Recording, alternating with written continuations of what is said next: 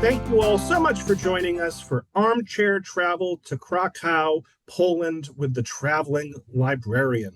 Join Jeff Klapes, the Traveling Librarian, for an armchair traveler's journey to Poland's impressive second city, Krakow, a captivating city rich in history and culture.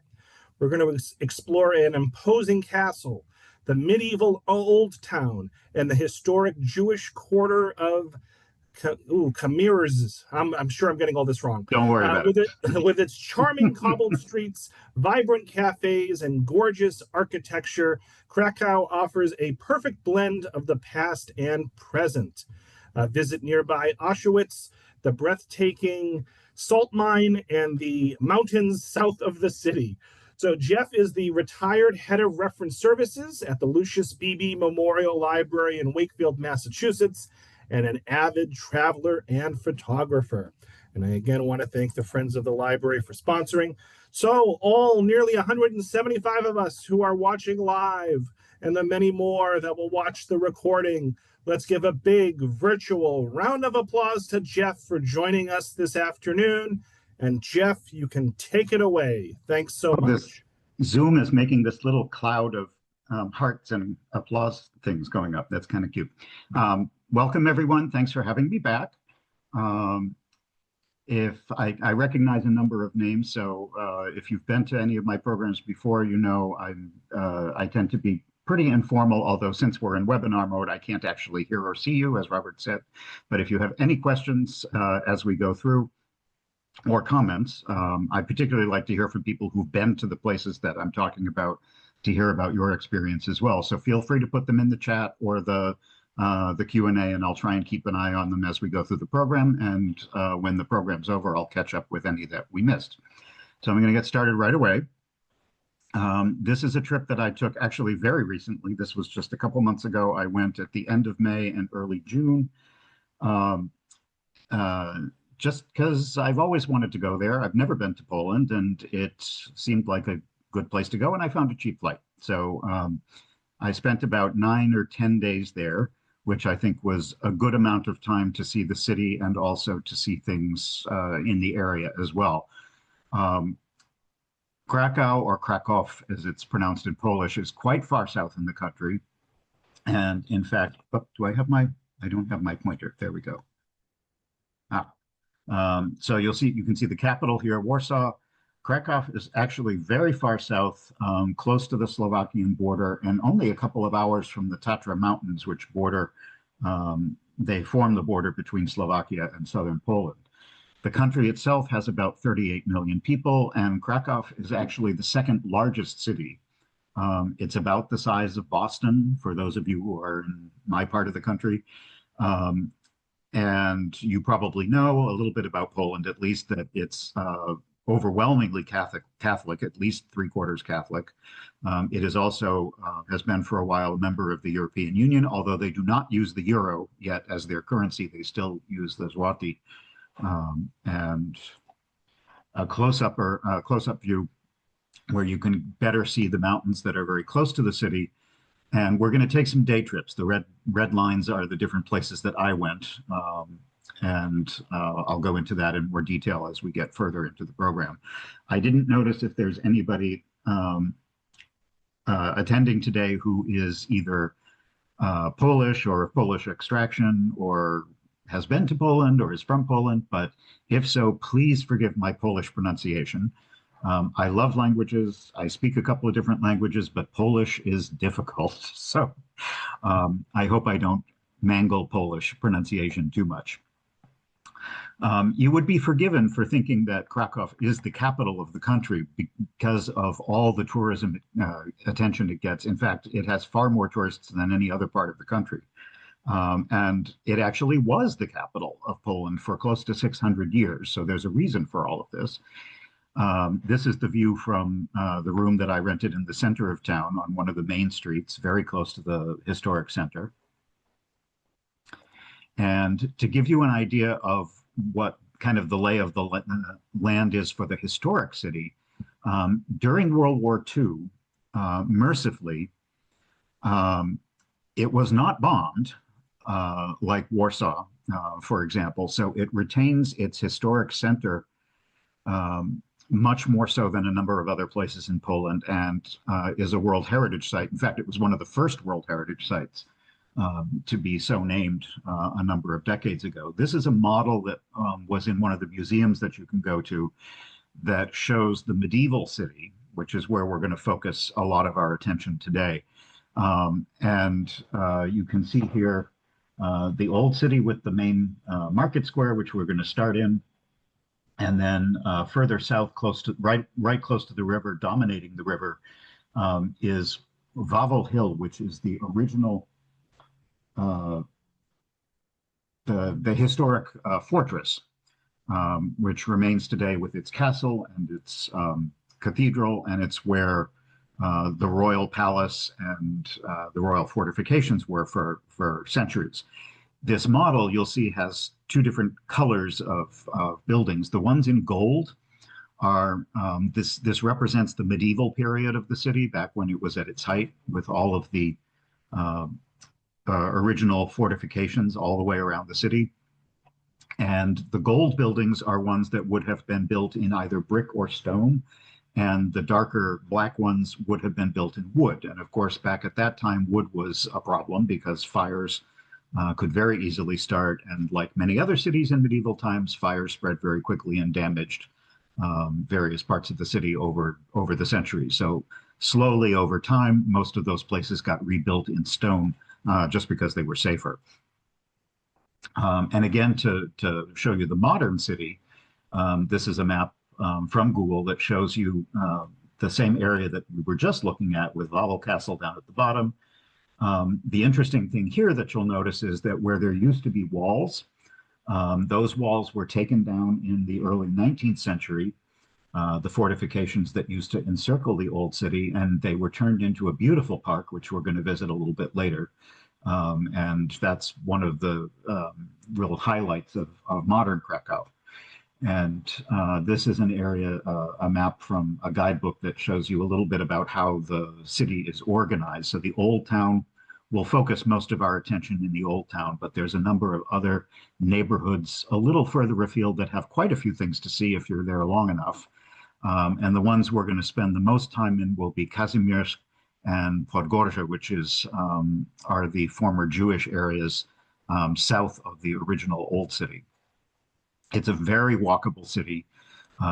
The river that goes through it, the Vistula, which is in Polish is Wisła, is a beautiful river. The city itself actually doesn't focus on the river like some other cities, like London or Paris and some other European cities. But the modern riverfront is actually quite nice because they've built a lot of promenades for bicyclists and walkers, and there's boat trips and so forth. The entire city, with the exception of Wawel Hill, most of the city is pretty flat, which makes it a very easy place to walk. They also have an excellent public transit system with trams that go all over the place, and buses. So it's very easy and very inexpensive to travel around the city. We're going to start in the very center.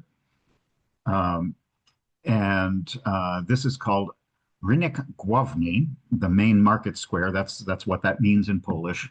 It is one of the largest public squares, medieval public squares in Europe, and it's surrounded by amazing architecture and scores of cafes and restaurants. So it's really the heart of the both the medieval city and the modern one. It was built in its current form in the 1200s and was the main center for commerce.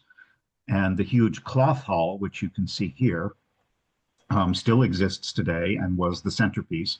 This is a computer-generated image in one of the museums that shows what the square would have looked like in the medieval period. And you can see that back then there were lots of different market stalls all over the square, which is much more open now.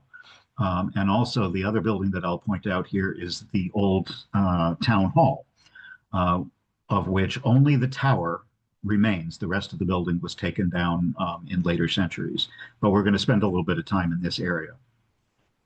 This is what it looks like today. Krakow is incredibly touristed. And fortunately, I was there kind of on shoulder season, but it was beautiful weather.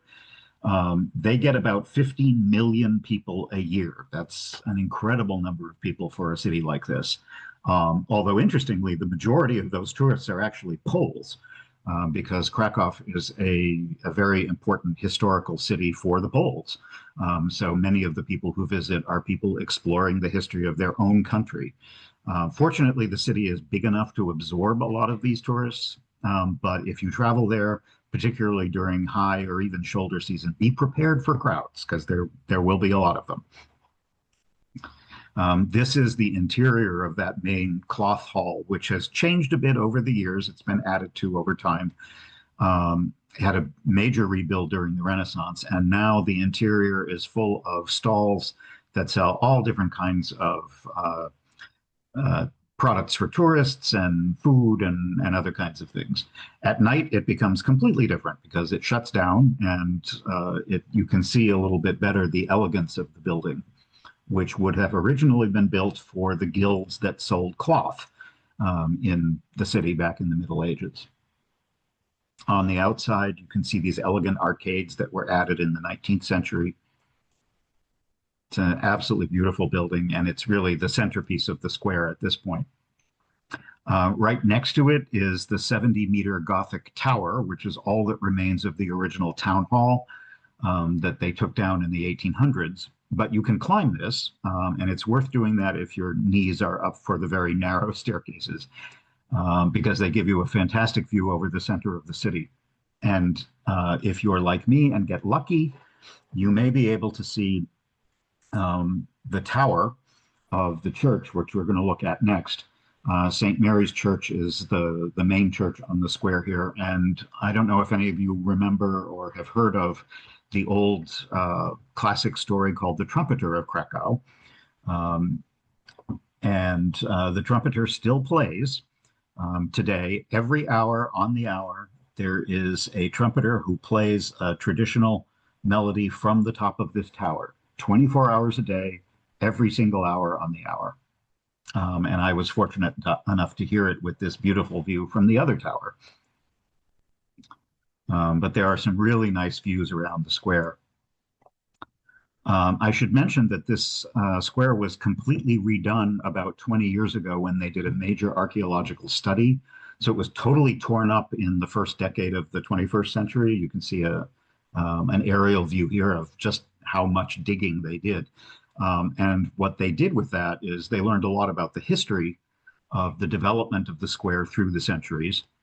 And they turned it into a fascinating underground museum. So if you go into the cloth hall, you can actually go down and there's an enormous museum below the square where you can literally see the layers of history, because over the centuries, it was different time periods. They built new layers on top of previous layers. And the museum demonstrates that quite nicely with a history of the city and the history particularly of the square and the buildings that were in it. And around the square are lots of beautiful buildings from all different time periods: the Gothic, the Renaissance, the Baroque, the Classical, 19th century. The most famous of which is St. Mary's Basilica. And as is often the case, this seems to happen to me a lot, the most important place that you want to visit is always under scaffolding. That's the way life goes. But the good thing about the scaffolding, of course, is that they're doing renovations to enhance and protect the historic building. I'll show you the interior of the church in just a moment. And I also, just because you may not be very familiar with Polish, it's a Slavic language, and it's very, very different from any other language that you might know. The pronunciation is hard, the spelling is hard, and these are just two examples of some signs which happen to say construction site, no entry, and attention construction workers. But fortunately, you do not have to learn Polish. It always helps to learn a few phrases like good morning, thank you, please, where is, all of those kinds of basic phrases, which are not too hard to pick up. But you certainly don't need to learn Polish to travel in any of the major cities in Poland. English is widely spoken in almost any hotel, restaurant. In fact, most of the places I went, assumed English. They didn't even bother to start in Polish because they know the vast majority of people that they're interacting with are going to be foreign speakers who either speak English as their native language or speak English as a common language. So you'll find English will get you pretty much everywhere in Krakow. So back to St. Mary's Basilica. This is the most famous church in the city, a Gothic masterpiece from the 14th century. Here's the main entrance door and a ceiling in the nave. The interior decoration is absolutely stunning. Here's the organ. And this just mind-blowing decoration, most of which actually, even though the church is much older, most of the decoration that you see is from the 18th century. And here's the choir looking towards the incredible gold altarpiece, which is certainly the highlight of any visit to the church. It's 40 feet high. It has panels that actually close and open, and was constructed in the 15th century over roughly a 20-year period by a single artist who carved this. The statues that you see of the individual saints are much larger than life size. In fact, most of them are around 12 feet tall. It was taken by the Nazis during World War II and eventually recovered in Bavaria, where it was returned later on to the church and completely restored a couple of decades ago. It's just an incredible work of art. It's considered a national treasure for the entire country, and you can see why. But all throughout the rest of the church, there is unbelievable decoration. This is in the choir. Carvings all over the place. Here is a shrine to Pope John Paul II, who is very important in the city. He wasn't actually born in Krakow, but he became the Archbishop of Krakow before he became Pope. So there are a lot of references to him and shrines to him in different churches around the city, since he was so important there. And just a couple more photographs showing you the area. This is a little chapel right behind that basilica, very tiny church to St. Barbara, which was built on a square that used to be a cemetery. The cemetery is now gone. But Krakow is lovely for just walking around and enjoying the little nooks and crannies of the city. It's impossible to get lost in Krakow because it's just not a very big city. And it's very easy to get your bearings. This is just on the opposite corner from the basilica. This very stylish Art Nouveau building has been turned, for better or for worse, into the Hard Rock Cafe. But the whole square is surrounded by glorious buildings from different time periods, many of which are hotels, restaurants, and so forth. One very popular attraction in the city is to take a horse-drawn carriage around, and it was kind of nice. Outside of the window of the room that I stayed in, you could hear the sound of the clip-clop of hoofs, morning, noon, and night. It really made it feel like a historic city. There's plenty of places to explore outside the historic center if you have the time. Because the weather was I got very nice weather while I was there. I was lucky. And to get away from a little bit of the tourist hubbub for a bit, I took a long walk along the river and through one of the major park areas to a mound that I'll show you in just a sec called the Kosciuszko Mound. Along the way, there was this lovely little Baroque chapel completely made of wood to St. Margaret and Judith, very Eastern European in style. But I climbed all the way up to this mound, which is one of 4 around Krakow. Two of them are prehistoric from long ago, and the other 2 more recent ones, like this one here, are memorials, which were built much more recently in the 1800s and 1900s to commemorate various important Polish national heroes. This one commemorates the national leader Kosciuszko, who is even, you'll find places in the United States that are named after him because he was so important.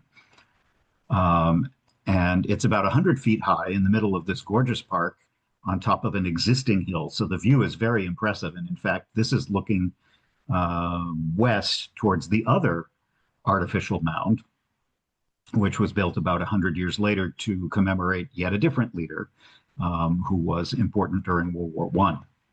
But the view, if you climb to the top of the mound, gives you a great view back towards the city and Wawel Castle, which we'll visit in just a little bit, and all the way back to a nearby power station, which unfortunately is not, it looks like it might be a nuclear plant, but it's not. It's actually a coal-powered plant. And even off in another direction, I didn't get a chance to go here. It's a little off the beaten track, but this is a 17th century monastery, which is supposed to be very worth visiting if you have some time. But back in the city, the historic center, except for Wawel Castle and the hill that it's on, which you can see here, the city doesn't really focus on the river. But they've created all these beautiful lawns and parks so that you can stroll along the river. Many of the monuments are lit up at night, so it's a beautiful place to explore. And there's lots of churches. I think if you're into churches and you're into architecture, Krakow is going to be an amazing city for you. This is right next to the river. It's a Franciscan monastery called the Bernardine Church, a very lush Baroque church that was built in the late 1600s. You can see just how elaborate it is inside. Lots of gold, over-the-top Baroque altarpieces. On another side of the city, kind of making a circle around the center, this is called the Jagiellonian University, one of the oldest in the world. This is the medical college on the campus. But far more important for visitors is the Collegium Maius, which is the oldest of the campus buildings and now a museum. And the statue that you see on the right here is probably its single most famous student, who was Nicholas Copernicus, who studied there. The building is from the 1400s, and it has this lovely courtyard with a well in the center and arcades around it. And it's now a museum. So you can see the interior, which has rooms basically as they were during medieval days, some of which have been turned into exhibitions of what student life would have been like in those time periods. These are some things, this actually is a room completely dedicated to Copernicus. This incredible door, inlaid door. And on the left, this is an old anatomical model, which reminded me very much of that. I don't know if any of you remember that game that you used to play called Operation when we were kids, where you were supposed to lift the little, well, anyway, never mind. It reminded me a little bit of that, except it's several hundred years earlier. This is the library, which had an incredible collection of early volumes. And this is the dining hall. I bet it's considerably nicer than any of the dining halls we went to when we were in college. So Copernicus would have had dinner here. And this room, which is probably the most dramatic in the whole building, is the impressive lecture hall, which is very richly decorated with portraits of all the school's leaders all the way around the room. The hotel that I stayed in was pretty inexpensive. I would say Krakow these days, it's not incredibly cheap, but it's certainly less expensive than some of the big capitals like Rome or Paris or London, as far as European cities are concerned. And my hotel actually had an incredibly sumptuous breakfast, which was included in the room rate. You could get a full English breakfast, a full Polish breakfast, and I had a view. If you were eating breakfast, you could actually look out at this gorgeous Gothic church right across the street. They even had Prosecco, which I think is an incredible way to start the day. That was just part of breakfast, the breakfast buffet. So this is that church. It's called the Holy Trinity, a very early church from the 1200s, Gothic in style. With a beautiful interior, of course, and some incredible interior carving in the choir. I saw so many churches in Krakow that, to be perfectly honest, there's a lot of them that I don't even remember which ones there were. This was a relatively small Baroque chapel, but I remember finding it very impressive for one that was so tiny. Here's another one.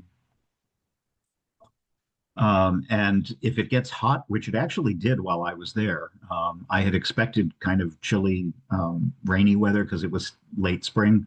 But it turned out to be quite warm the entire time I was there, and that made it almost obligatory to spend some time in the park, which is called the Planti. And that's the one that I showed you earlier that completely encircles the old town where the original fortification walls used to be. So now it's completely tree lined.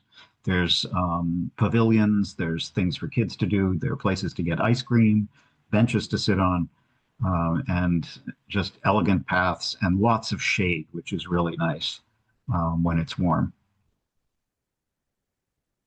Walking in the city is unbelievably easy and safe. I was really struck by this. I've never, particularly coming from Boston, spending a lot of time in Athens.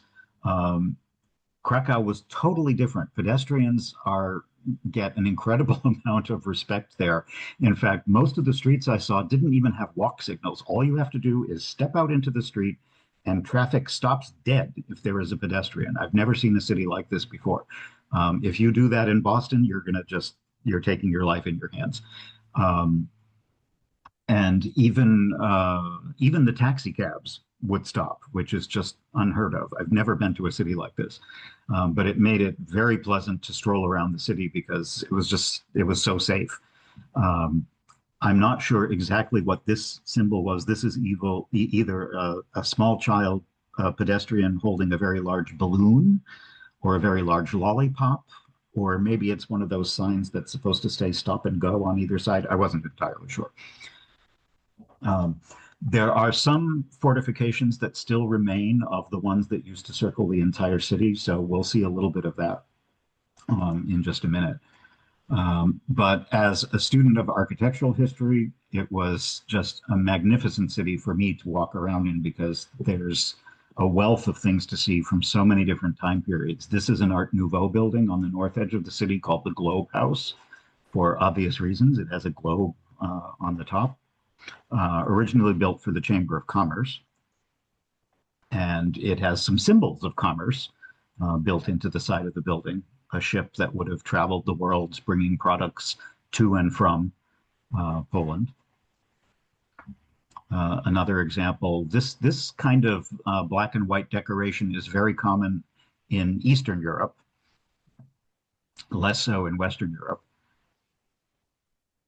And this is another of the main remaining fortifications. This is called the Barbican, which was built in the late 1400s as part of the fortification walls of the city. And it's one of the few parts that still remains. They've turned it into an exhibition space, but it has become the main entrance to the city on the north side.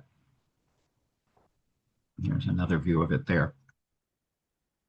But there's quite a few places where you can see the fortifications.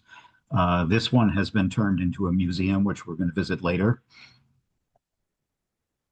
But all over the city, there's just incredibly impressive details on every street. And of course, Poland is known for food. I'm going to show you a variety of different kinds of food from not just Polish food, from other nearby cultures as well. They're big on donuts. So for those of you who are anywhere near Dunkin' Donuts here in Massachusetts, the Poles have their equivalent, and they're big fans of those. Another one of the big churches is the 13th century Basilica of St. Francis of Assisi, which has some beautiful stained glass inside. It's known for its stained glass in its interior, as well as its connection to Pope John Paul II, who used to stay here before he became Pope. When he stayed in the city, he would often stay in this monastery. And something I found interesting, of course, as in many churches, in many religions, you can light a candle. Usually you throw €1 in the box and light a candle. in someone's memory, but here they are very advanced, and you can even, if you don't have any coins on you, you can pay by card to do the same thing. This is another magnificent Baroque church that I don't remember which one it is. And some more interesting architecture around the city. There's a lot from the early 20th century, Art Nouveau and even Art Deco buildings, which have incredible details and just little decorations on them, Victorian doodads. This interesting one has curves all over it, but I don't know if you can see up at the top. Here's a closer view. This is known as the Singing Frog House because it has a singing frog at the top.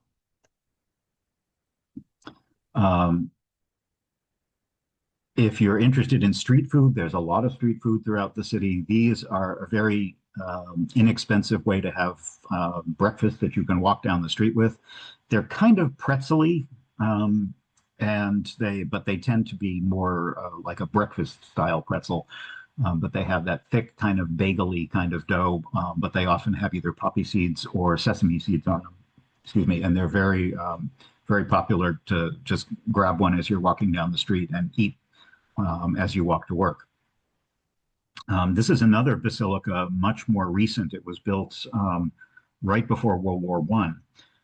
So it's kind of Art Nouveau in style and has these beautiful decorations inside in a style that's very distinctly 20th century, including some modern murals and some stained glass. This, on the other hand, is built slightly before in the late 1890s. This is the National Theatre and Opera House that was modeled on the Opera House in Paris to imitate the luxury of the Parisian Opera House. And there's a lot of that kind of architecture throughout the city. Again, I mentioned earlier that Krakow miraculously escaped a lot of the damage that many other cities in Eastern Europe did during World War II. So the historic city did not require as much reconstruction as places like Warsaw did.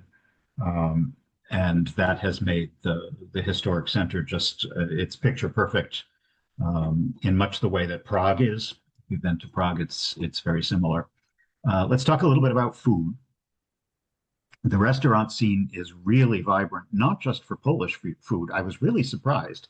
I expected a lot of Polish restaurants, which there are, but there were also all kinds of other ethnic restaurants. There was Greek, there was Italian, there was Indian, there was Hungarian, there was Georgian food, there was Armenian food. So almost every night I sampled a different cuisine, mostly from Eastern Europe, just because it was a way to try a lot of different things. This is Polish. On the left is borscht, beet soup, which is made in many different kinds of recipes. This is a thin broth with a little vinegar in it that I liked because it gave a little kick to it. And the ever popular pierogies, which are on the right, which are essentially like little raviolis, and they can be filled with meat, vegetables, mushrooms, sauerkraut. They even have sweet ones for dessert. And it's a very filling dinner. A couple more of the major churches. These were just a block from the room that I stayed in. This is Saints Peter and Paul, the earliest Baroque church in the city from about 1600. And right next to it, literally next door, you can see the other one here, is a Romanesque church, which is one of the earliest churches in the city. This is from the 11th century. A really nice thing about Krakow that I enjoyed was every night they have all over the city, there are very inexpensive classical music concerts. Most of them take places in the churches or other well-known public spaces. I'm a huge fan of Chopin, he spent much of his life, of course, in France, but he's a native son of Poland, actually from Warsaw, not Krakow. But he's a national hero everywhere in the country. And so I was able to go to a recital that was Chopin by candlelight. They actually had candles throughout the the hall, which was lovely. It was in the Benedictine church. And I think it only costs 15 or 20 euros, and you can pretty much walk up at the last minute. So if you like classical music, there's no shortage of wonderful events that you can go to in the evening to hear some good music. This is another square in the city that's completely surrounded by Art Nouveau buildings with amazing decorations on them. Here's a close-up, and another one of the buildings. And this weird, sort of vaguely Egyptian revival building, which is called the Society of the Friends of Fine Arts. So now it's a cultural exhibition space, but it actually has sort of Egyptian motifs to it. That's the entrance on the side. If you find walking around the city too tiring, one thing that you can do that seemed to be very popular, as far as I could tell, are these little electric carts that you can pay for a tour and a tour guide that will drive you around the city. They come in different sizes, so some of them only take 2 or 3 people, like a golf cart. Some of them are little stretch ones like this that hold more people. But they're electric, which is nice because they don't make a lot of noise or fumes.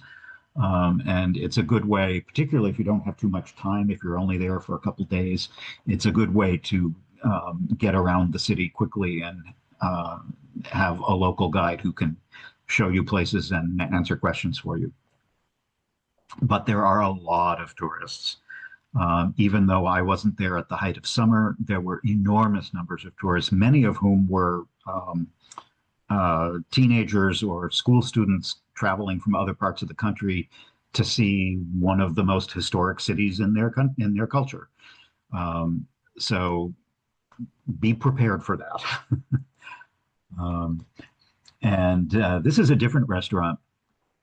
I mentioned all the different ethnic restaurants. This is a Georgian restaurant, not Georgia in the United States, Georgia in the Caucasus, I haven't been to Georgia yet, but it's high on my list. I really want to go hiking in the mountains in Georgia. And it was great to go to a restaurant that had all kinds of interesting Georgian wines and Georgian food. And it was literally a block from my hotel. There's a number of public markets that are fun to enjoy, and just some more typical street scenes and architectural details. A number of buildings have, like the lion that you can see on the right, have animal carvings like this that were used by wealthy families as symbols to identify their homes.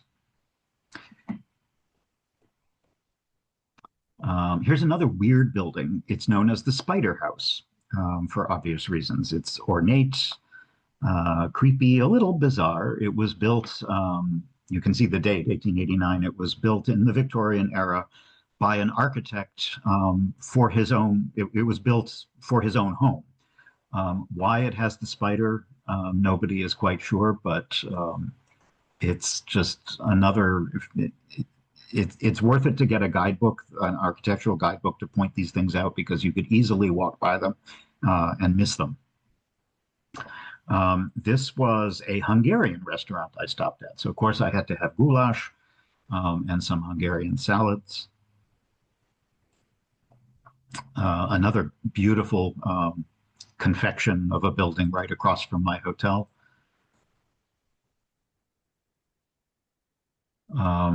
If you like these kinds of urban details and also people watching between the locals and the tourists, it was a really wonderful place to just sit yourself down and watch the world go by. Given all the churches and monasteries in the city, it should come as no surprise that there's actually a lot of monks and a lot of nuns walking around.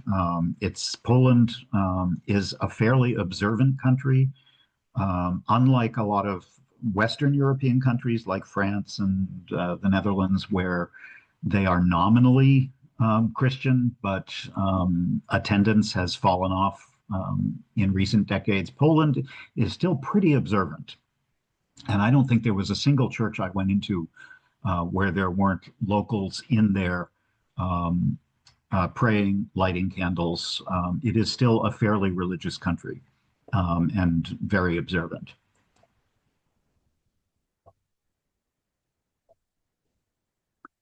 Just some more buildings and more fun details around the city.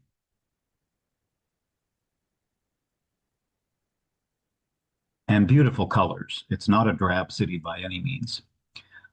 Just outside the northern walls, this is a square very close to the train station called, this is called the Grunwald Monument.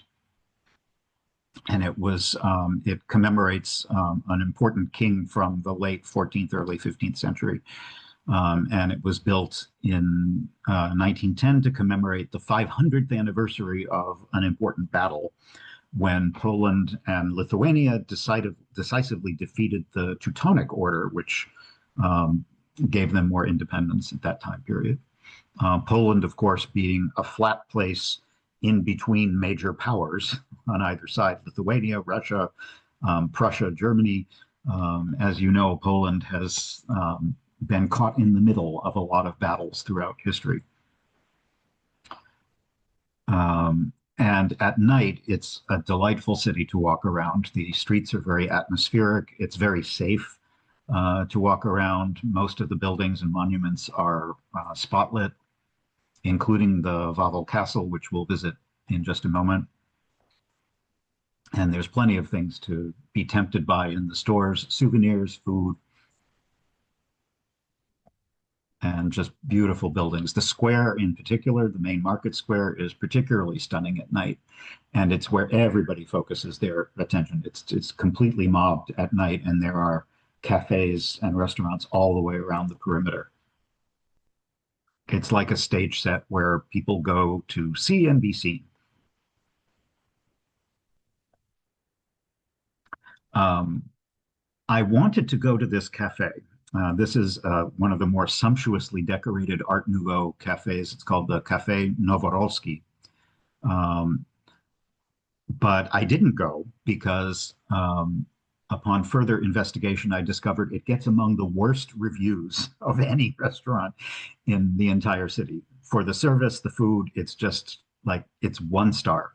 So I decided, okay, I'm not going there, as beautiful as it is. So I just took pictures through the windows, where you can see that even on a busy night full of tourists, there's basically nobody there.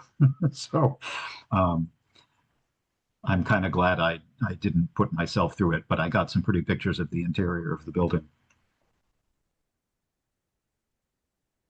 This is the corner that leads away from the square. My hotel was just a couple blocks down, so very, very convenient, just not even 2 or 3 minutes from the main square. And at night also, it's very popular to take a boat ride on the Vistula River. They have dinner cruises, lots of floating restaurants that will take you up and down. And I'm going to now show you the historic royal part of the city, which is a premier attraction for anyone going there. And in fact, it's one of the most visited places in all of Poland. The hill is about 100 feet high, so it's been settled for a very long time. And it was where Polish royalty built their fortifications and their castles, starting roughly, most of what you see here is from the 14th century or later. It's a huge complex. This is the entry ramp that goes up, and you want to go early to beat the crowds. The cathedral and the castle are the two biggest draws. And the ticketing is a little complicated because you have to buy a separate ticket for different parts of the complex. The cathedral is the third such building on the site, and the earliest was from the 11th century. As you enter, here's this funny little person checking you out on the way in. And as with all the other churches that we've seen, it's just incredible inside, with different chapels from different time periods and different styles. You can also visit the crypts, which is where most of Polish royalty throughout the centuries is buried. They were also crowned here. This is the cathedral from the outside. It's kind of an odd mishmash of styles because it was altered so many times throughout its history. But you can climb the bell tower, which is well worth doing if you don't mind the stairs, because there's a nice view from up there, and you get to see some really gigantic bells that are still in use today. The second thing that you'll want to visit is the castle itself, which is now a collection of museums. This would have been the royal residence for Polish royalty throughout the years. But now it's a collection of different museums with an enormous courtyard in the middle. And in addition to the rooms that have been restored to the time period when royalty would have been there, it's also an incredible museum collection with decorative arts, furnishings, paintings, and so forth throughout Polish history. They even have some important artworks. This is Hieronymus Bosch on the left. A massive collection of gold and silver and ceramics, costumes, metalworks, furniture, all kinds of things. And the building itself is very impressive. There's some ceilings like this in the royal state rooms. The most impressive ceiling is this one on the right, which has individually sculpted heads. It's actually much bigger than the section I'm showing you in what used to be a throne room. On the left is a guy, I don't remember who this is of, but it kind of made me think he was saying, look at my amazing clock, which is pretty amazing. This is a room completely filled with Meissen porcelain. This is that throne room with the ceiling covered with heads. And they also have a fascinating display, which didn't seem to fit with anything else, but it was incredibly unusual. They have an assortment of Ottoman Turkish military tents that were acquired by the Polish royalty over time. And they have, at least 8 or 10 like full-size tents showing what it would have been like if you were in the Ottoman military on campaign. There's lots of royal regalia and paraphernalia in the treasury. And my favorite room was this little one. This is called the Cabinet of Curiosities, which had a display of oddities that the Polish royals collected over the centuries. And just a completely bizarre mix of things like a cup made out of a beautiful shell, a gold chicken made out of an ostrich egg. And of course, if you have a gold chicken made out of an ostrich egg, it's important to have a special carrying case made for it so that you can take it when you go on vacation. Who knows? Another place that you can visit, which yet again requires a separate ticket. These gardens aren't very large, but they're very beautiful. And are kind of on terraces down the side of the hill. So they have beautiful views over the city. This is a view from those gardens where you can see just how much Krakow is there's no skyscrapers, there's no modern buildings anywhere in the old city. It really feels medieval. It's a city of spires and steeples that looks like it did years ago. This is a view of the castle from below, just to give you an idea of how massive it is.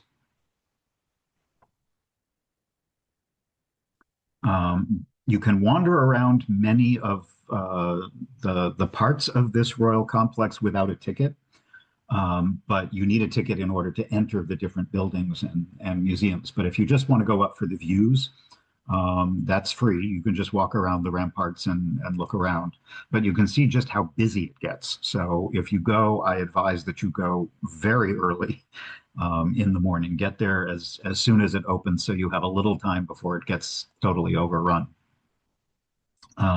This is that church I showed you the interior of a while ago and where I went to the Chopin concert, the Bernardine Church, which is surrounded by these almost wild gardens. It looks like it could be out in the countryside, but you are right in the middle of the city, literally next to one of the big intersections and the castle. There's a number of day trips that you can take from Krakow if you have time, and I'm going to do a couple of those now. By far the most popular is Oświęcim, which is better known as Auschwitz. It was actually, and still is, an old town in its own right, long before the 20th century. It's about 60 kilometers, like an hour and a half west of Krakow. It is now the most visited place in all of Poland. And this is probably one of the most famous images from the site, Arbeit macht frei, which means work will set you free. Um, I have to admit, I think it is important for any traveler at some point in your life, you need to visit um, a concentration camp. It's incredibly difficult. It's incredibly moving. It's it's just incredibly emotional. But I think it's one of those experiences you have to have so that all that stuff that you learned in school um, becomes real when you see an actual physical place where these events took place. I have to say I'm a little conflicted about Auschwitz because I had actually, when I was in Munich a number of years ago, I went to Dachau, which is the concentration camp not too far from that city. And I had a very different experience. Auschwitz these days is, as I said, it's the most visited place in all of Poland. So it's very touristy because it's so famous. But it's still an incredibly moving experience, and I think it's hard to go to Krakow without going there. But it's a little, I felt it a little bit funny about it because I was realizing how this is a place which, of course, was created um, by the Nazis to efficiently process as many human beings as possible um, to their deaths. Nowadays, I almost felt, and I kind of felt guilty about this, but it felt like it was now designed to process as many tourists as possible. So it even has a huge gift shop. You know, there's something a little strange about that. However, having said that, I think it's incredibly important to go there. You can visit it independently on your own if you wish. Most people go on a tour, which also makes it difficult because if you're there on your own, you're going to be fighting huge numbers of tour groups. But it's still a somber and just unbelievably moving experience to see it firsthand. It's estimated that roughly 1.1 million people, and of course these are estimates, died here. The overwhelming majority of them, of course, were Jews, but there were also tens of thousands of Poles, as well as captured Soviet soldiers, Roma, disabled people, political and sexual minorities, but the bulk of the people who died here were Jews. You can visit most of the buildings, and I have to say the tours were actually very well done. There's incredibly knowledgeable guides who take you through the different places and explain how everything worked. There are some incredible exhibits, including this heartbreaking pile of shoes from the victims, photographs of the prisoners, and you can also see the barracks where people stayed.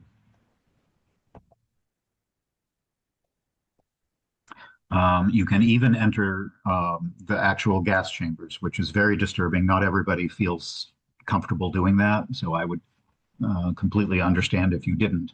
But it's an unbelievable experience to actually stand in a gas chamber and understand what happened there within the lifetime of many people who are still alive today. But if you go there, I would highly recommend, not everybody does this, but it's very easy to do. Right next to Auschwitz is Birkenau, which I found to be actually a much better experience because for some reason everybody goes to Auschwitz, but hardly anybody goes to Birkenau. So there's far fewer visitors, but it is equally impressive, equally poignant. You can actually see the train cars that brought people to their doom. It's very unsettling. It's just unimaginable. But I found that going to Birkenau was a more profound experience just because there were fewer people there. And you could get a better sense of what it was like without feeling as touristed. There are fewer buildings at Birkenau, and that's because at the very end of the war, when the Nazis realized the end is on its way, they destroyed much of what remained at this site. But what remains is gut-wrenching. And as I said, there are fewer visitors to detract from the experience. So if you have the chance, do both, because I think it'll give you a better understanding of things. Another major tourist attraction and very popular day trip from the city is the Wieliczka salt mine, which is one of the world's oldest. It goes back to the 13th century. Since then, over 700 years, they were mining salt up until about 30 years ago. And you can see just how massive it is. The tours take you through several kilometers of tunnels, not to mention several hundred stairs. You go down about 700 or 800 stairs here, and then you walk through an extended part of the mine. It takes about 3 hours total, which may be more salt mine than you really want. So think about your interest in salt mines and your mobility. Fortunately, at the very end of the tour, when you get down to the bottom, there is an elevator that will take you back up. You don't have to climb. But it is very impressive. I think it could be a little shorter, but you have to go on a tour. You can't go through on your own, but the tours are done in multiple languages, and they are really well done. They tell you about the geology, the history, the process of mining the salt. Here you can actually see some the ruts that were worn by the trams into the soft stone. And you can see different forms of salt that can be found in the mine. Here's some of the salt that actually precipitated out from moisture. But there's a lot of walking, endless tunnels, and underground water, including lakes and rivers, which are still there today. Probably the highlight of the tour is when you get to one of the largest of the underground chambers, which is this massive chapel. You enter at the top. And everything that you see in this photograph, it's called the Chapel of St. Kinga. She was a Polish saint from the 13th century, and this chapel is dedicated to her. And everything that you see here is carved out of salt. It's 300 feet underground. So the altar is carved out of salt. Even the chandelier, that is not glass, that is carved out of salt. So it's incredibly impressive. You can actually get married here. They have frequent weddings down underground. I have no idea what that costs, but I imagine it's pretty expensive. Here's a carving of the Last Supper. There's one of Pope John Paul II, of course, and some others. And you see a number of other major large underground chambers. This is a view of the lake, and a lot of another huge hall that has scaffolding to hold up the walkways. When you get down to the bottom, you're about 1,000 feet underground. So, like I said, fortunately, there is an elevator that will take you back to the surface. If you go there, I was on a tour, which was kind of a shame because the town that the salt mine is located in is actually quite pretty. So, if you have a chance, I wish I had had more time to explore the town. It's a nice sort of resort town. And after a strenuous day like this, I did both Auschwitz and the salt mine in one day, which I think was too much. It was made for a very long and kind of emotionally overpowering day. So at the end, I had to have some hearty Polish food with delicious soup and meat and potatoes. The other day trip that I took on a tour, again, if you've been to my programs before, you know I'm not a huge fan of organized tours. I prefer to do things on my own, but sometimes it's just easier if there's no good public transportation. So I did take a tour down to the mountains, which was nice because they basically dropped us and left us for the afternoon by ourselves. And there were only 6 people on the tour, so it was basically just a little minivan with a guide. which wasn't too bad. And so this is, if you go straight south from the city, we stopped in this nice little town called Chocołów to enjoy its traditional architecture. This is a small village, maybe 1,000 people, that goes back to the 16th century, and it's known for its wooden houses, which have a very traditional sort of alpine mountain style. Most of them are built with decorative gables that face the street, and they have elaborate carved decorations, fun downspouts like this one. Everything is built out of wood with shingle roofs and constructed from these huge logs, which traditionally in this town are washed with a sort of brine solution every year, which kind of bleaches out the color, so they have a particularly traditional light color to the wood. The village was also known for an uprising in the mid-1800s when this was part of the Austrian Empire. It was unsuccessful. The Austrians put it down quite easily. But there is still a little museum that you can visit that talks about the history of the village and the history of the uprising. There are some very simple homes and some very elaborate ones. So it makes a nice stop on the way down to the mountains, which you can see getting closer and closer. We also stopped at a place that sells some traditional products of this region.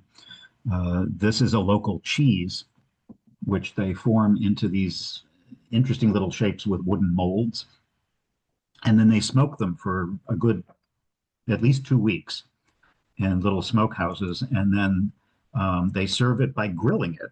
And usually it's served with a plum jam or a cherry jam, and often served with vodka or liqueurs made from plums or cherries. It was a very delicious snack, and you can buy it in most of the places around here. But the highlight was to get all the way to the Tatra Mountains, which are on the southern border with Slovakia.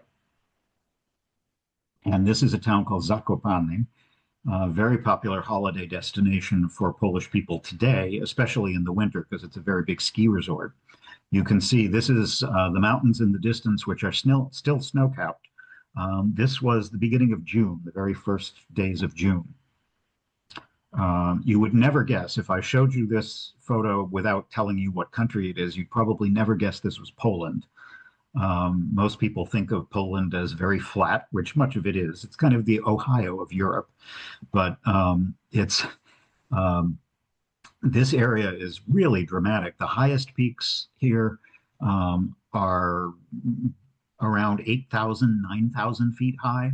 So it's a perfect ski resort. In fact, this is looking down over the town, and you can see some of the ski jumps that during the winter are used for downhill ski competitions. It was actually a very small town for a long time until about the 19th century, when they discovered mining in the area. So it became a big mining center for a while, and then very quickly morphed into a spa resort town because it was relatively accessible by train from Krakow, and it had a pleasant mountain climate. So during the heat of summer, you could escape to the mountains where it would be cooler. And you can see just how beautiful the landscape is around. It's a very popular alpine getaway for Polish people. And it's a big enough town now that it has lots of restaurants, lots of places to stay, and beautiful nature. So there's lots of hiking trails, even if you don't ski or you're there during the summer. There's lots of natural beauty and nature activities to do. And one of the must-do things is to take the funicular up the mountain, or you can hike a path. I took the funicular up and hiked down for stunning views out over the town and the valley and the mountain range behind. I did find it kind of funny, given that I'm here in Massachusetts, where we have beautiful beaches, and I spend time in Greece, where there are many beautiful beaches. So here in the Tatra Mountains, they don't have any beaches, so they created one. So here here are Polish people enjoying the beach up on top of the mountains, and instead of looking at the ocean, they look at the mountain range. But the town has some lovely alpine architecture with a very distinct mountain style, with the very steep roofed houses and villas that slide the snow off in the winter. Like this one, I couldn't actually tell. This was so huge. I thought it was a hotel at first, but I think I realized it's actually, you can tell from the BMWs in the driveway, I think it was actually a very wealthy person's house. There's also a beautiful church close to the town, just on the outskirts, which reminded me of a number of churches I've seen in Romania, a very Eastern European style of wooden architecture. It's not that old. It's only about 120 years old, beginning of the 20th century. It's a chapel to the Sacred Heart of Jesus. But note the interesting stained glass. It's just a beautiful little chapel on the edge of the mountains, typical of the local style of architecture. It even has a wooden chandelier. And it's fun to explore the town, which has, it's been mostly pedestrianized. So there's lots of shops and restaurants and historic buildings, very quaint center of town with a river running through it, right through the center. Plenty of cool buildings to look at. As well as a couple of small museums about the history of the town, the history of the region. I just liked this restaurant called Reserved. Kind of made me think that it must be incredibly difficult to get a table here. But you can see more of those local products, the cheeses that I showed you earlier, lots of sweets, sauerkraut, all kinds of canned vegetables and fruits and syrups and all kinds of different products that are popular in Poland, as well as textiles. There's beautiful lace, linens, embroidery that you can also get here. And if you aren't interested in any of the local crafts, there were people selling abandoned Amazon packages, which I understand is now a thing all over the world, not just in Poland. This is the first place I saw it. So these are packages that people, for whatever reason, never got. They never got delivered or they were abandoned. And so it's kind of a, you can pay an amount of, €5 or whatever, and you have no idea what it's going to be until you open it. So you may go home with a new iPhone or a pair of socks. Who knows? But I thought that was kind of fun. I didn't buy anything. Just some more examples of the private homes in the town. Very atmospheric. And obviously, I was there in the early summer, but from photographs I saw, it's equally beautiful in the winter. Just a very different alpine scene with snow everywhere. I was lucky to be there at the time I was because it was lilac season, and Zakopane is completely overflowing with huge lilac bushes that were all in bloom. Back in Krakow, I'll show you, finish the presentation with just a couple more things to see in that area. This is one of the best museums in the city, the Czartoryski Museum, which is one of the best collections in all of Poland. And it was started in the 1790s by a princess in that family, the royal family. And now it encompasses several different buildings with quite a diverse collection. They've renovated the building, so it's quite modern now. And it has an odd mix of stuff. They have decorative arts, they have furniture, tapestries, paintings, gold peacocks. They even have the death mask and the hand of Frédéric Chopin, the composer. Things like this amazing chess set. A huge collection of ancient art. They had Greek and Roman artifacts, sculptures, Egyptian mummies, a very large collection of arms and armor from the medieval period. A very large painting collection also, including this kind of appalling collection of fighting cherubs painted by a probably justifiably unknown artist. But also some things like this incredible gold flagon made out of a shell, one of the most famous works in the museum, and also equally famous on the left is the highlight of the whole museum. This is Leonardo da Vinci, a portrait of a lady with an ermine from 1490, which has a whole room all to itself because it's probably the most valuable piece in the entire museum.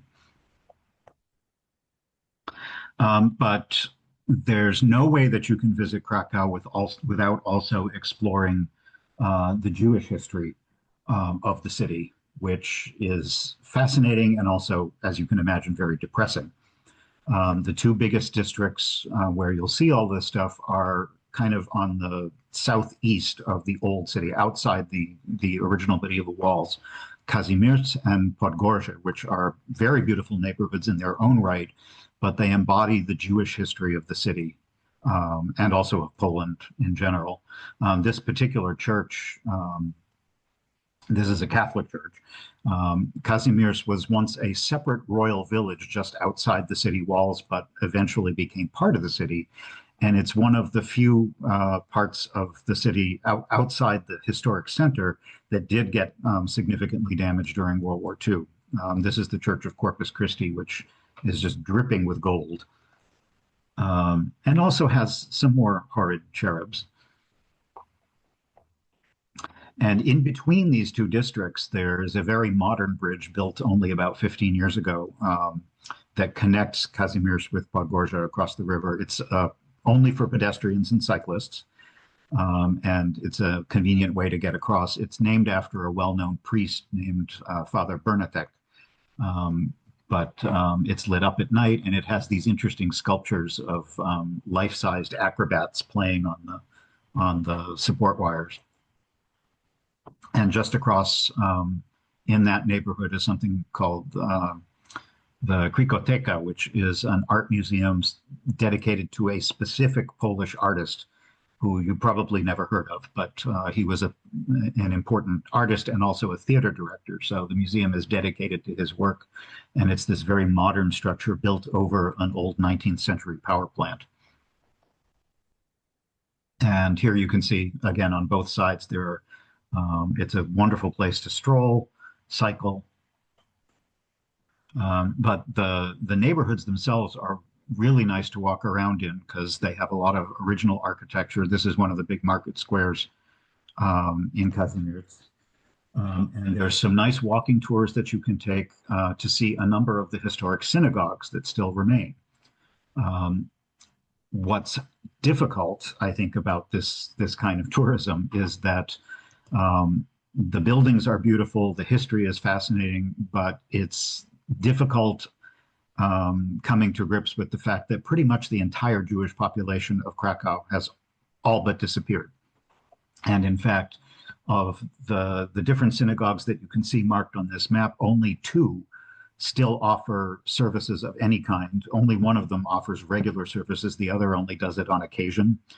And they're quite small. So out of the original 68,000 Jews that were in Krakow pre-World War II, only about 1,000 remain, roughly. They were expelled from this district of Kazimierz into a walled ghetto that was created across the river in the other neighborhood, Podgorze. And from there, they were kept in the ghetto until gradually, over time, being sent to their deaths in the camps.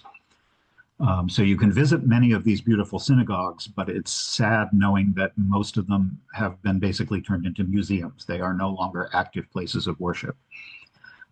This one is the oldest and dates back to the 15th century and is an absolutely amazing museum. The building itself is beautiful, but it has a large collection of religious artifacts and also documents that explain the history of Jewish culture in Poland and in the city itself. Here's some views of the interior. And this is the exterior, the main facade. It is, in fact, the oldest synagogue in all of Poland, not just in Krakow. And here is the back. There's a nice market around here. Many of these synagogues are clustered around a big plaza called Zeroka, which is a long, narrow plaza that's kind of become the center of Jewish life in the city. So there are a lot of restaurants serving traditional Jewish food, bookstores, and so forth. This is another one of the main synagogues to visit, and it's much more recent. This was built in the 19th century, so it has almost a Victorian feel to it, called the Temple Synagogue. And inside a very elaborate maroon and gold interior with lots of drippy Victorian decorations.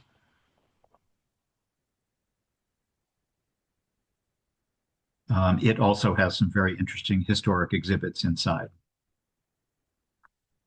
And another of this is probably the tiniest of the remaining synagogues, but it's exquisite. This is from the 16th century, the Ramu Synagogue, which this is pretty much the whole thing.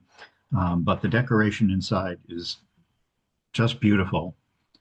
And right behind it is a quite large and atmospheric cemetery from the same time period. This is not a modern cemetery from the 20th century. It is a 16th century one. So the tombs are quite beautiful, very traditional. And this whole neighborhood just is a delightful place to walk around and visit the different monuments and synagogues and eat good food and learn about the history.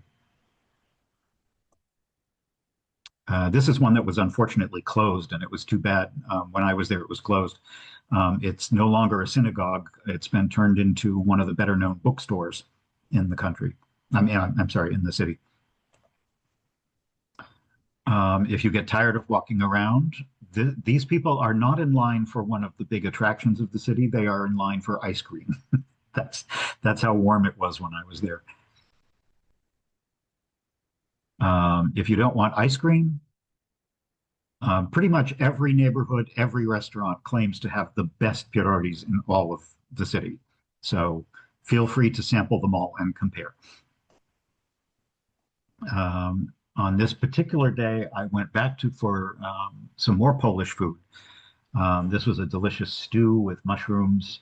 And for dessert, they're pancakes, but they're thick and they're crispy. Unlike American pancakes, these were, I think they were deep fried. So they had a nice soft interior and very crispy on the outside.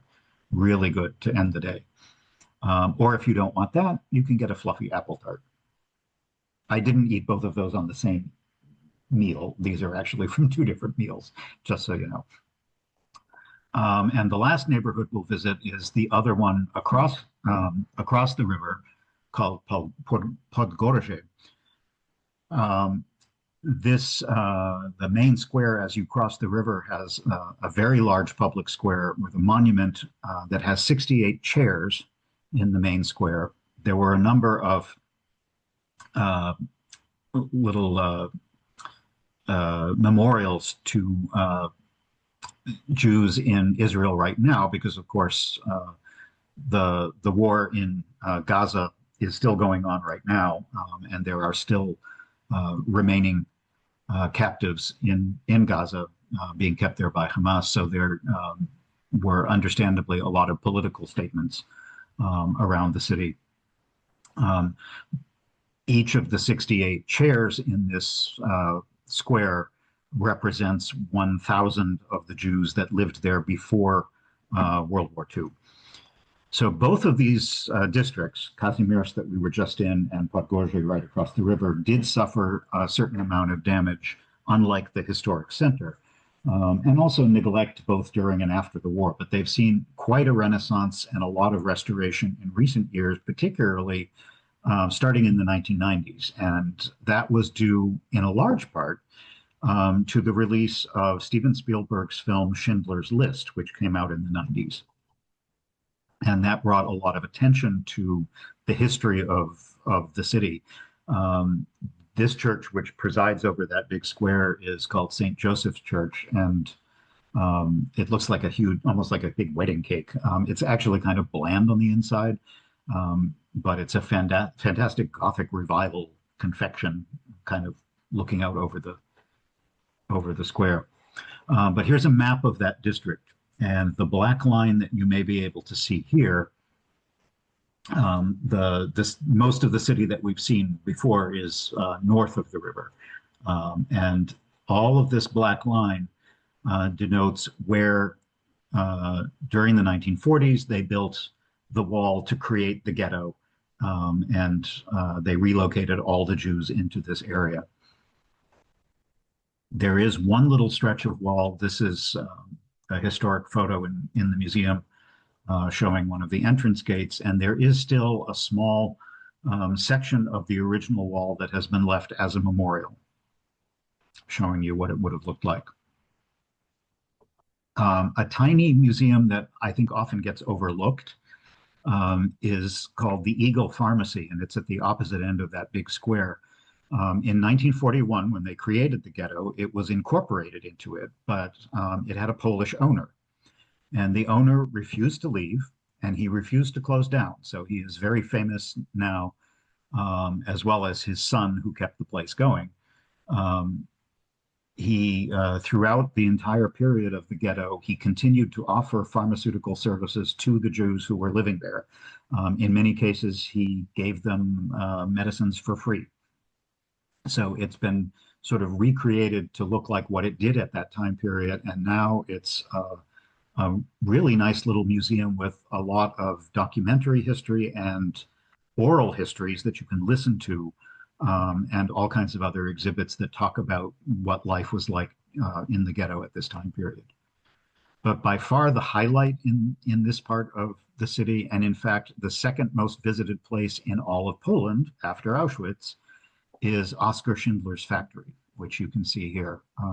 You have to book tickets well in advance. Make sure that even before you go to Krakow, or as soon as you get there, go online and buy tickets, because it sells out very, very quickly. You can go on your own independently, or you can go on a tour. Either way is fine, but you'll find a lot of people who go on tours. So if you go by yourself, you will find that you're kind of competing for space with tour guides. It's a large museum with a lot of interactive exhibits about the history of the Jews in Poland, the history of the Jews in World War II, the history of Jews specifically in the city, and of course, the story of Oskar Schindler, who in 1943 saved over 1,000 Jews. I'm sure you know the story. If you haven't read the book, you saw the film. By claiming that the 1,000 Jews that he hired to work in his factory were indispensable to his factory, which produced different kinds of metal products. So they were saved from being sent to the camps because he had the clout, the political and economic clout, to say that he needed them as workers for his factories. I would plan a good 2 hours to see the museum. There's an awful lot to see there. This is his office, pretty much as it was. But because it is so popular and so visited, make sure that you book tickets well in advance. And again, at the end, after a long day of touring around, treat yourself to a big bowl of borscht when you're done. And I had a couple of extra days there, so I did some things that most people don't bother to do. And I wouldn't say this is top of the list, but it was kind of interesting. I took a tram just a few kilometers to the northeast of the city to a district called Nowa Huta, which is a post-war communist housing development that was built in the decade after the war ended. So it has a very communist look to it, with big, giant apartment buildings with broad avenues and large squares, very typical of the kind of bland post-war architecture that you see in a lot of Europe. But it has become actually a kind of vibrant neighborhood. It's busy, has lots of people living there.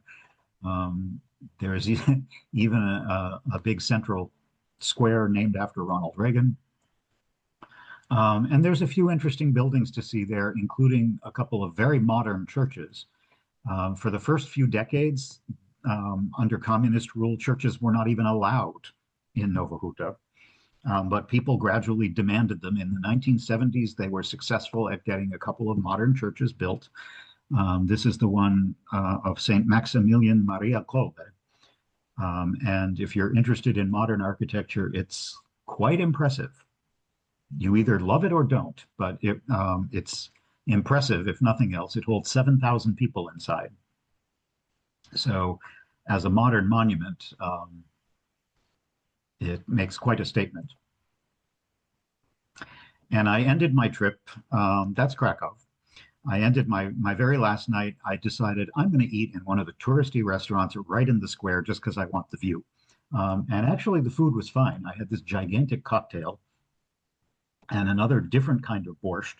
This had sour cream in it, which makes it that brilliant pink color. And of course, pierogies. And for the first time in the entire week, there was actually a little bit of weather. A storm passed through and turned the sky beautiful colors, very dramatic clouds.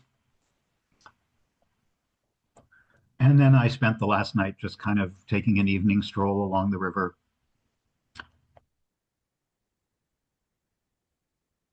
And wandering the picturesque streets at night before going back to my hotel and heading home. So that's the end of the program. I will stop my share and take a look at the questions. Let's see what we got. Oh, one from Shelley. Hi, Shelley. She says she went to the International Federation of Library Associations in 2017 at a conference, and Krakow was a side trip.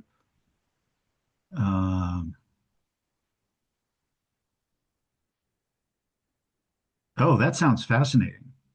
I'm glad you got a chance to do that. There, she talks about some of the different things that she saw on the tour, and I did not get to see an original Chopin score with annotations. That would have been amazing. Someone also is asking, does Poland only speak Polish? Well, the Poles do, of course, but as I said, I think at the beginning, if you get out into the countryside, you'll find less English. But certainly in any of the major cities in Poland, and Krakow in particular, it has so much tourism that English was not only widely spoken, it was pretty much what people started with because they assumed that you aren't going to speak Polish. And even on the few occasions when I made an attempt to say good evening or hello in Polish, they can very quickly tell you're not a native Polish speaker, so they go right into English. So don't worry about learning Polish. But my advice always is to learn a few phrases just because it's polite and a nice way to kind of break the ice with people.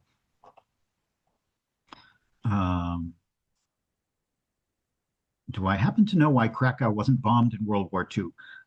Part of from what I understand, is a lot of it had to do with where the Nazis were actually occupying. Krakow did have Nazi occupation in the city. So they're obviously not going to they're not going to bomb places where they're going to make use of the buildings. So the outskirts of the historic city did have more significant damage, but the historic city fortunately did not. Warsaw, on the other hand, was almost 90% leveled. So most of what you see in Old Town Warsaw is reconstructed, and incredibly, it doesn't look like a reconstruction, but much of it is. Someone also asks about museum labels. Yes, I would say in most of the museums that I went to, I would say most of the labels had English. We are fortunate to have English as our native language here in the US because even if it's not a native language for other people, it's usually the most widely spoken second language. So if there's lots of foreign tourists, English is a good way to meet in the middle. So you'll find English very widely spoken there, and also written. Almost every restaurant that you go to will have both a uh, English menu and a Polish menu. Um, do I take the photos? Oh, absolutely. Every photo that you see is mine. Um, um, yes, same thing. Are there other cities I've visited that have such diverse architectural buildings in the same area? This was my first trip to Poland, and it definitely whet my appetite. I want to go back. I would very much like to see Wrocław, Łódź is supposed to be beautiful, and also Gdansk, and Warsaw. So I think hopefully in the next couple of years, I'm going to be able to go back and visit some more. Um, I was really impressed by Poland, and also the countryside of Poland is also quite beautiful. There are all kinds of small villages with unique traditions and architecture and food and so forth. So I think both the cities and the countryside in Poland are going to be places I want to go back to. And also different from Krakow, but similar in some ways. One of my favorite cities in Europe is Prague, which is another one that was fortunate enough to have mostly escaped damage during World War II, and um, it's just one of the most beautiful cities you'll ever see. Do I have a favorite architectural style? No, um, because if I did, every time I saw it, I would decide, oh no, but that one's my favorite architectural style. And a nice thing about Europe, the cities are so old that you see lots of different architectural styles because this is a city that's 1,000 years old.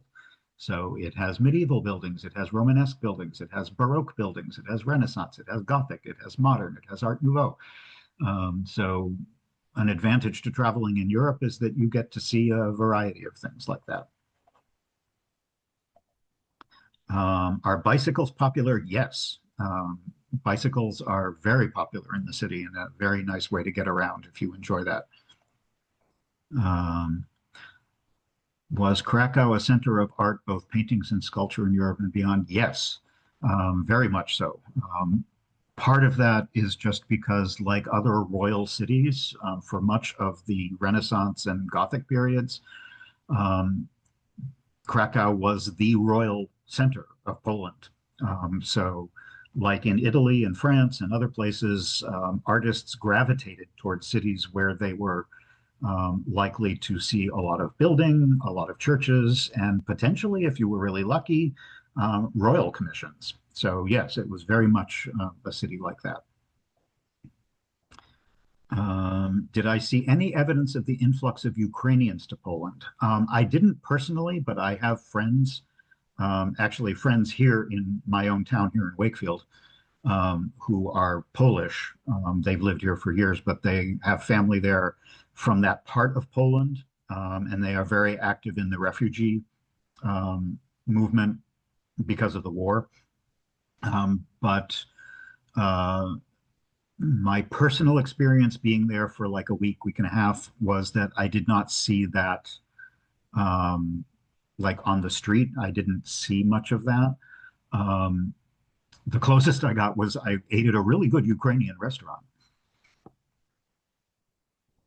Which hotel did I stay in? I don't remember the name off the top of my head, but I can find out and tell you.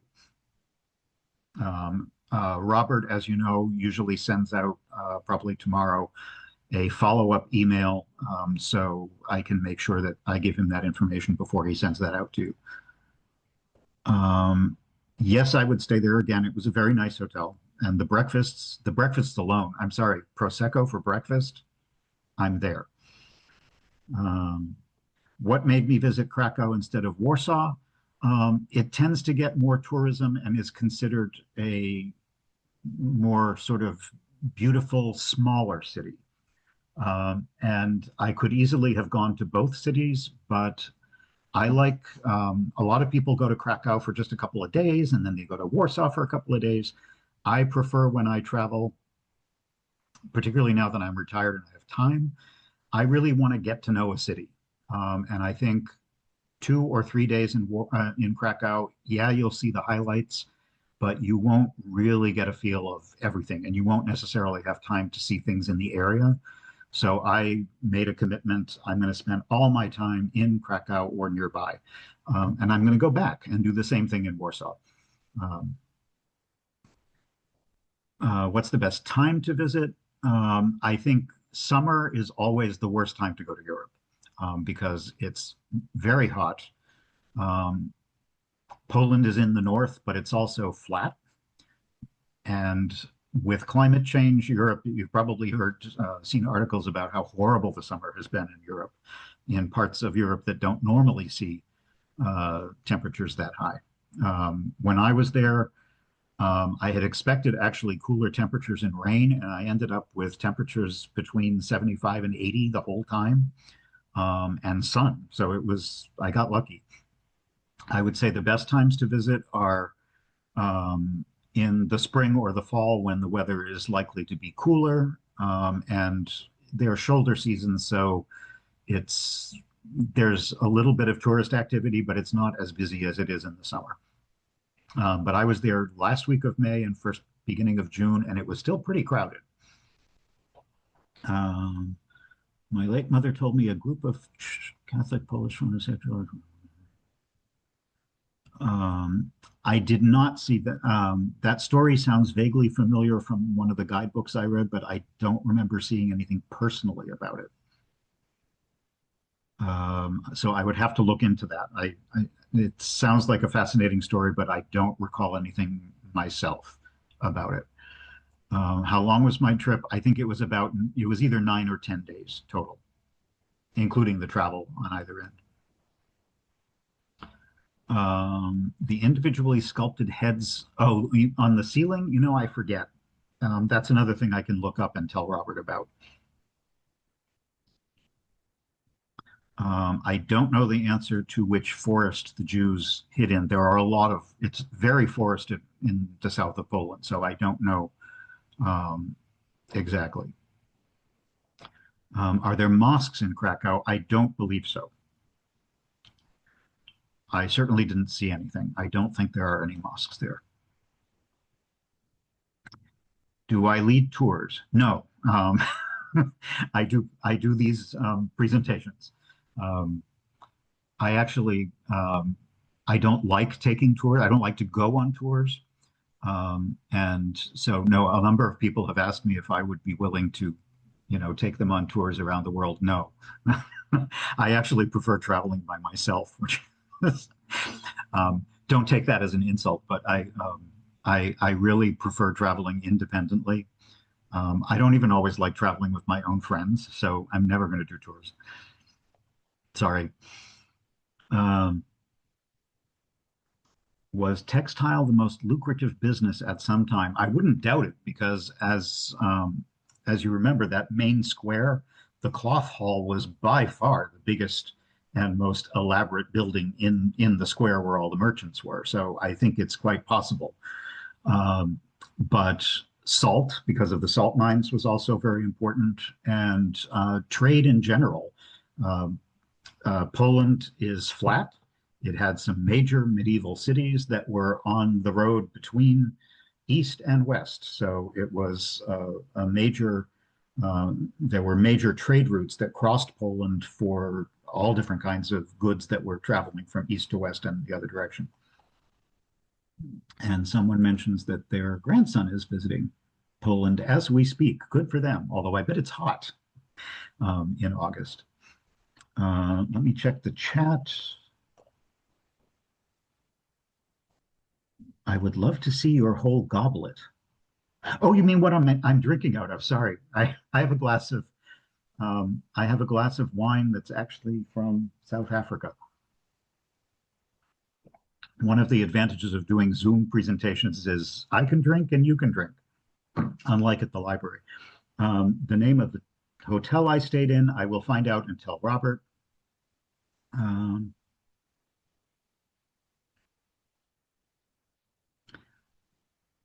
Perhaps because I am Jewish, I noted that everyone talked about Poles and Jews, but not Christian Poles and Jewish Poles. Yes, of course, the whole history of the Holocaust is far more complex than it often gets distilled to, particularly in a short presentation like this.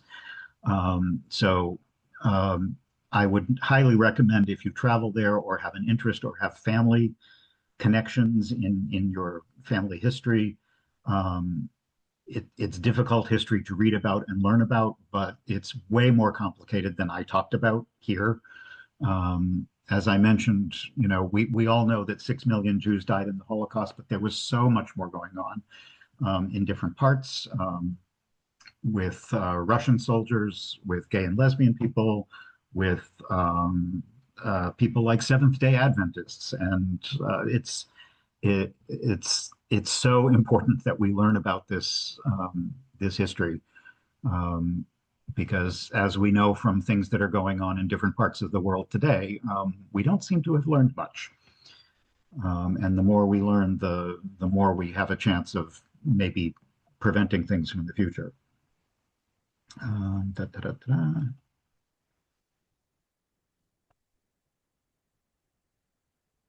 Lots of nice compliments, but I don't see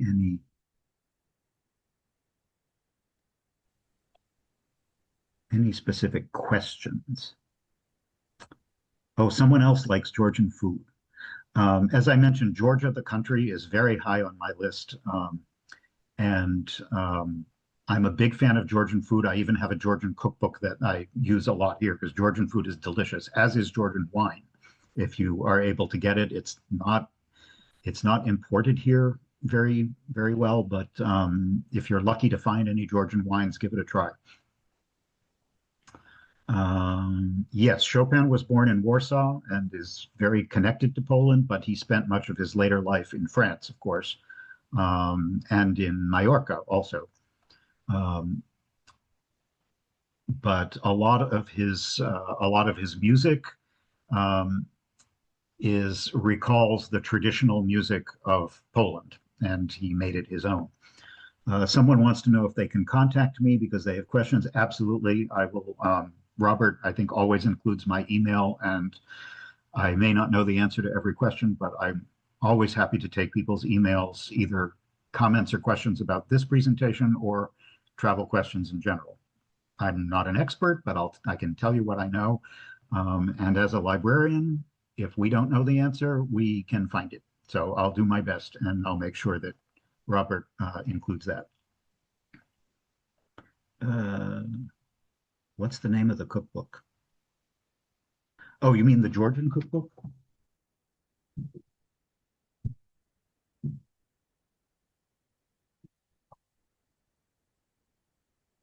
Can you see it? Wait a minute. Let me look at I hope you can see it. It's called Supra. So if you like Georgian food, borrow it from the library or buy it and try some of the recipes. They're delicious. And I can't wait to go to Georgia and do a presentation on it. So I think I got all the questions, but if I missed any, I'll try to answer them through Robert when he sends out his email. So folks, let's give Jeff a big virtual round of applause for a great presentation. I will be sending out, let's say tomorrow morning, I'll be sending out an email with a link to this recording and information about some other upcoming virtual programs that might be of interest. I'll also include Jeff's email address, his Instagram link, and any answers, additional supplemental information and answers he wants me to provide to all of you. Just a note, Jeff will be back in 5 weeks on Tuesday, September 23rd at 2 o'clock. And that presentation is going to be a little different.